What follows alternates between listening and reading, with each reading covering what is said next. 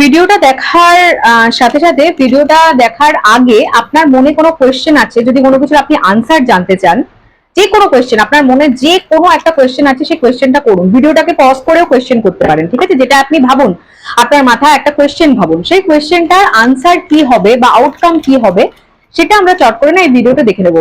যা কিছু আপনি ভাবতে পারেন, আপনার কোয়েশ্চেন যা কিছু আনতে পারেন মনের মধ্যে, ঠিক আছে? ভিডিওটাকে ক্লেম করার জন্য সবার আগে ভিডিওটাকে শেয়ার করবেন। সেটা হচ্ছে আপনাদের যে রিলেশনশিপের প্রতি কি এত অবসেশন, আমি সত্যি জানি না। বিষয়টা হচ্ছে আপনার মনের যে কোয়েশ্চেনটা ছিল না, সেটা যে কিছু সংক্রান্ত কোয়েশ্চেন হতে পারে। এখানে রিলেশনশিপের কার্ডই এসছে ঘুরে ফিরে।